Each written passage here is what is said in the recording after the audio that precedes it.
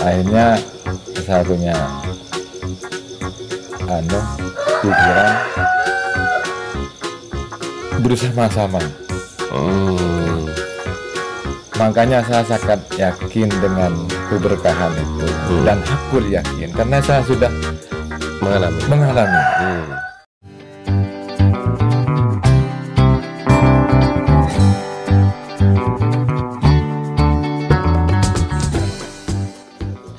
Assalamualaikum warahmatullahi wabarakatuh. Salam Pondok Domba. Kali ini kita kembali berdiskusi tentang berbagi bersama Kiai Pondok Domba di pagi setelah ba'da subuh ini dengan cuaca yang cukup dingin. Pagi ini kita ingin berbagi kisah pengalaman beliau tentang berbagi, tentang mensiarkan Islam khususnya di lingkungan beliau, hingga menjadi pembelajaran bagi kita, motivasi bagi kita untuk ke depan bagaimana indahnya itu berbagi. Pak Ci, saya pernah dengar dari Mbian, dari jenengan itu awal mula Pak Ci itu tergugah untuk berkurban. Awal mulanya itu bagaimana Pak Ci? Melihat dari lingkungan di sekitar sini ya, awal mulanya ada hasrat dan keinginan untuk berkurban itu seperti apa? Sebenarnya kurban dan kata kurban itu sendiri untuk masyarakat kita sebenarnya sudah membumi ya. Cuma di tataran pelaksanaannya yang bukan kurang, bahkan sangat jauh dari harapan, karena mungkin faktor ekonomi atau keadaan masyarakat itu sendiri. Namun pengalaman saya sendiri ketika tahun 97 atau 98 itu saya ingat, saya diajak oleh teman-teman tuh di jamaah pengajian JPS ya, jamaah pengajian Surabaya. Surabaya. Di mana itu Pak? Di Rambi Buji. Oh ya. Pengajiannya ya biasa saja, pengajian umum. Tapi ketika itu pas bulan Dzulhijjah. Pas bulan Dzulhijjah. Berarti yang dibahas tentang? Bukan, enggak membahas kurban. Oh, enggak bahas kurban. Enggak bahas kurban, cuma kebetulan diberitahu inilah kurbannya anak-anak JPS. Ditunjukin dombanya, jumlahnya ya, kandangnya dan posturnya. Ya, bagi saya selaku orang yang pada waktu itu boleh dikatakan ya, kalau kurban tidak mampu, tapi terbersit dalam hati itu gimana rasanya berkurban. Yang ketika itu kalau kurban senilai itu satu yang sangat berharga. Jadi penasaran sebenarnya. Penasaran bagaimana mau menghilangkan harta senilai itu pada waktu itu. Jadi kalau pada saat itu mungkin Pak, tahun 97, antara 97-an ya, 98 itu ya, sebenarnya nilai kurbannya mungkin harga domba atau kambing itu berapa sebenarnya pada saat itu? Pada saat itu mungkin harga yang medium itu saya beli itu bukan besar, medium. Di pertengahan regana cuma 180.000. 180.000 ya pada saat itu. Pada saat itu. Mungkin pada saat itu kan belum moneter ya Pak ya. Kurang lebih sudah mendekati model politik. Iya. Oh iya. Tapi kan harga itu kan masih sangat apa ya kan, kalau dibandingkan saat ini kan ya nilai nilai saat itu segitu, tapi kan apa untuk dikatakan hari ini itu kan sudah besar sebenarnya Pak ya. Boleh dikatakan besar karena nilai rupiah pada waktu itu dengan dolar sangat. Iya. Oh jadi dari pengajian awalnya, dari pengajian itu ada terbesit keinginan Pak ya, penasaran.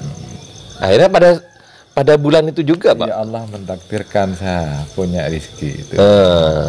Punya rezeki senilai itu. Akhirnya terbesit ya kebelian lah kayak korban. Jadi itu Pak Haji mau beli itu sudah bilang ke Bu Haji sudah rencana mau berkorban itu. Iya sampai kan, tapi apa namanya pada waktu itu cuma ada nilai kesungguhan dan motivasi itu. Kemudian bilah korban. Akhirnya dalam waktu singkat itu saya belikan kambing itu seharga 180.000. 180.000. Ya kecil.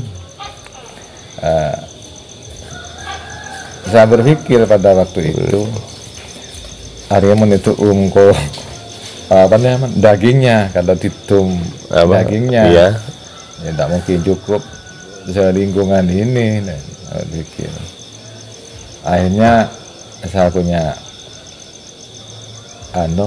pikiran bersama-sama. Makanya saya sangat yakin dengan keberkahan itu dan hakul yakin karena saya sudah mengalami. Kambing yang kecil itu disembelih dengan saudara-saudara saya masih muda-muda. Kalau makan sate 10 tusuk itu tidak terasa.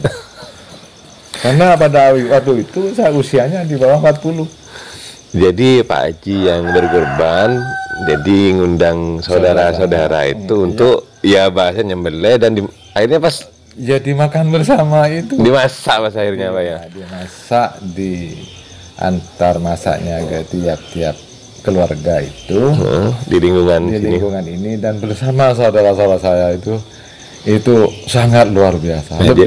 Jadi awal mula mungkin ya saya belajar berkorban dan tahu kalau korban itu dimasak itu dari Pak Haji ini sebenarnya.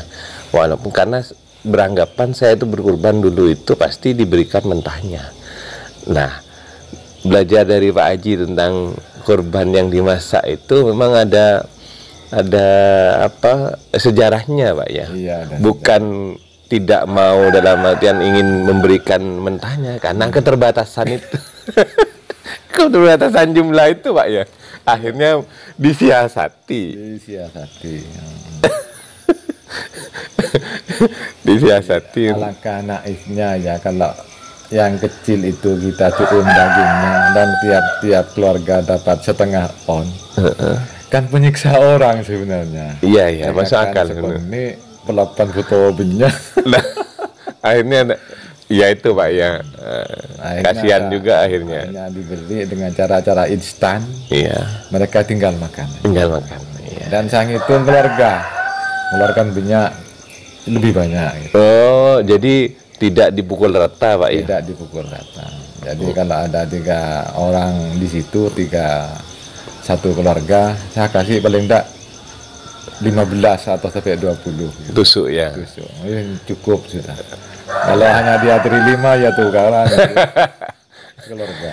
Jadi tidak sama dengan yang lain. Hitung keluarganya berapa.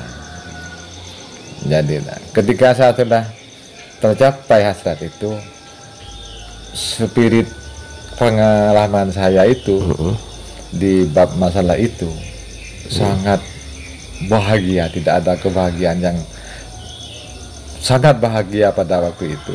Jadi ketika selesai berkurban, pengalaman Pak Haji berkurban itu dampaknya kepada Pak Haji sendiri itu adalah sebuah kepuasan Pak ya, kepuasan spiritual mungkin ya. Artinya sesuatu yang mungkin di lingkungan di sini di Pak Haji itu berkurban itu masih asing ya Pak, melakukannya itu Pak ya, dengan Pak Haji memaksakan itu kan ada nilai-nilai kepuasan gitu. Dan ada keberkahan juga itu Pak ya. Iya. Ini Tapi dari kayaknya keberkahan itu datang setelah ada pengalaman kedua dan ketiga dan berikutnya. Mak cukup. Mak cukup ya. Bahasanya itu kok cukup.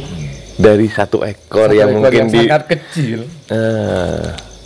Karena nilainya 180, karena ada yang 300 pada waktu itu. Iya, tapi dengan ya itu mungkin Pak, keberkahan itu mungkin ya Pak ya yang akhirnya Allah mencukupkan mungkin. Akhirnya terbesit. Mudah-mudahan ini bukan yang terakhir ya Allah. Jadikan kurban kami ini sebagai kurban yang berkesinambungan, apapun caranya. Betul Pak Ji, karena masih di masyarakat awam khususnya itu pola pikir tentang kurban itu masih beranggapan ketika kita berkurban satu kali itu sudah selesai. Jadi tidak ada motivasi lagi untuk berkurban lagi. Ada beranggapan kok lemari lah berkurban sekalian cukup lah bahasanya begitu. Tapi kan esensi dari berkorban itu bukan bagaimana kita selesai hanya menggugurkan sebuah kewajiban kita mampu berkurban, tapi kan bukan itu Pak ya. Benar, kurban itu sebenarnya syiar ya. Syiar betul. Syiar yang harus diberitahukan pada umat. Inilah gaya umat Islam. Tiap tahun berkurban,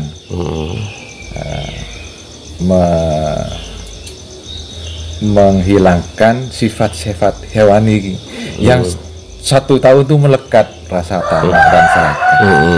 Akhirnya apa namanya? Saya berpikir seandainya satu tahun ya Allah, dan Allah mengijabahi itu.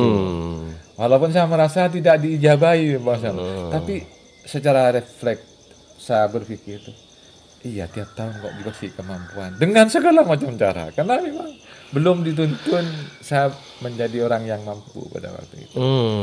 Ketika bulan Dzulhijjah saya koordinir, ayo urunan, tadi peselek, pokok durbung bepolong, durbung itu pokok jelek. Karena di sini komunitas petani tembakau ya Pak ya. Non-ban berapa kang? Nanti konin beda 30 kilo. Nanti secara nanti beda 15 kilo. Tangdiknya terakhir. Jadi kumpulkan sejumlah kadang-kadang sekintal. Dijual, hasilnya berkorban, dibuat berkorban. Jadi dan, keroyokan Pak ya. Keroyokan pada waktu itu. Hanya sebenarnya. Dan saya menutup, saya cover kekurangannya. Jadi itu berkesinambungan. Tapi kalau jumlah atau kuantitasnya tetap ada satu ekor. Enggak, meningkat dari yang kemarin medium itu ke domba yang lebih cantik, lebih tampan gitu. Oh, tapi jumlah tetap satu ekor. Satu ekor. Oh, gitu. Yang cuma ekornya itu tak ada bergerak. Kalau jumlah ini masih tetap ya, cuma grade-nya sudah naik ya. Akhirnya dari tahun 97-98 itu Allah memberikan apa namanya satu surprise ke kita ya.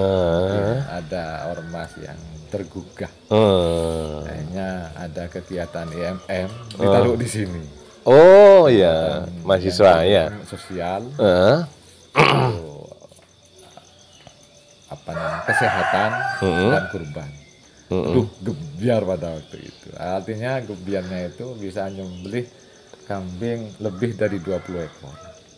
Jadi bukan masaknya lagi yang hitung, tapi mentahnya juga itu Pak. Jadi sudah lebih dari cukup.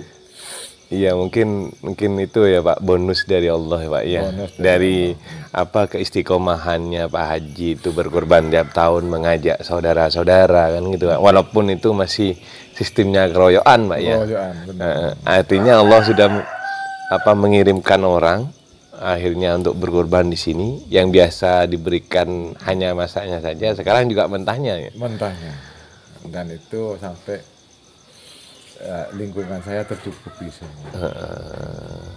Alhamdulillah. Dan berikutnya kira-kira siapa ya? Karena Allah akan menguji itu sesuai dengan kemampuan siapa yang akan datang kira-kira setelah 2006. Ternyata memang kembali kepada asal. Kembali kepada asal. Hidayah itu bisa dipilih satu orang. Kadang-kadang tidak mungkin tergetuk kepada orang lain. Karena memang Allah memilih itu mungkin. Setelah berikutnya saya bertahan dengan 1 ekor itu. Metodenya tetap Pak ya, akhirnya dimasak saya ya. tawarkan ke teman-teman yang waktu itu, tak korban Pak, tuh dedimu. Karena memang sudah tidak termotivasi mungkin ya, tertutup dengan angka-angka. Senilai itu kalau dikorbankan nyaman korban.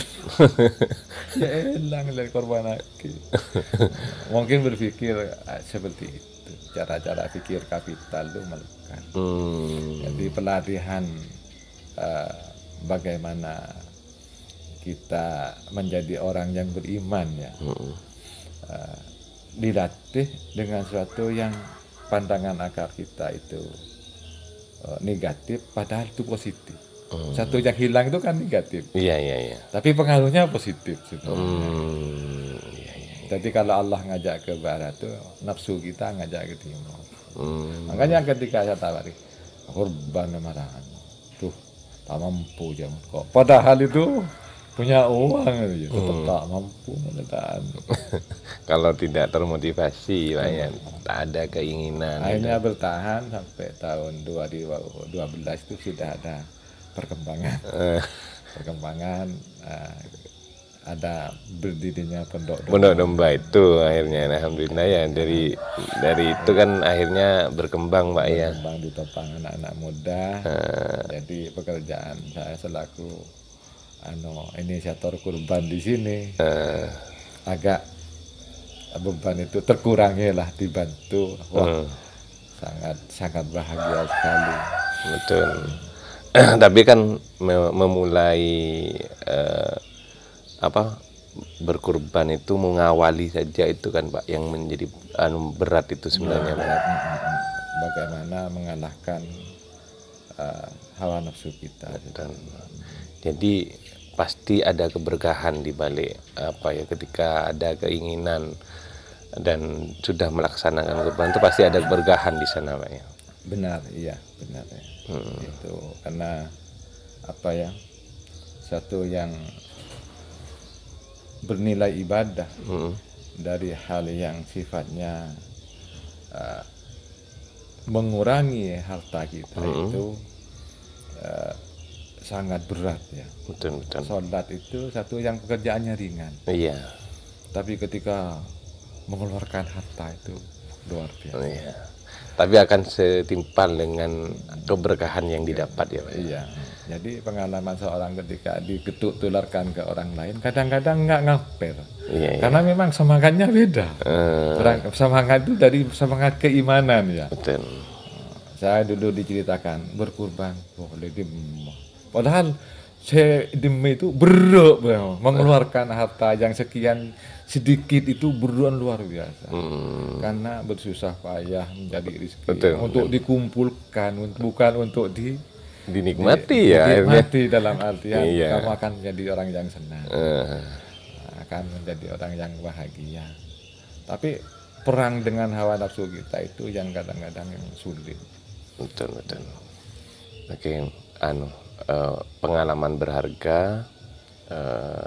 Semoga ini menjadi motivasi buat kita semua bahwa berbagi ataupun berkorban itu memang dilihat dari kacamata manusia itu pasti akan merugikan karena mengeluarkan sesuatu milik kita. Tapi ketika itu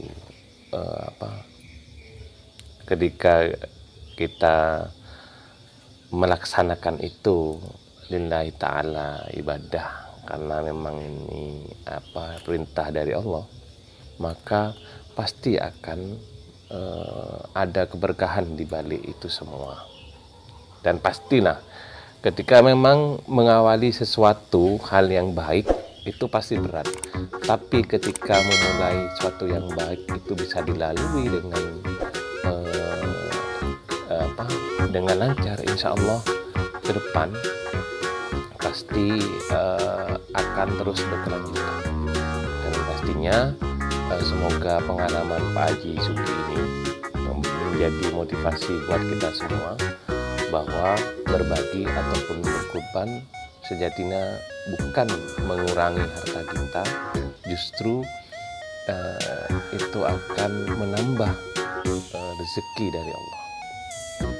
Mungkin itu yang diskusi hari ini, pagi ini dengan Pak Haji Suki. Mudah-mudahan bermanfaat untuk kita semua sebagai sarana dakwah. Kurang lebihnya mohon maaf. Saya akhiri, wassalamualaikum warahmatullahi wabarakatuh. Salam pondok.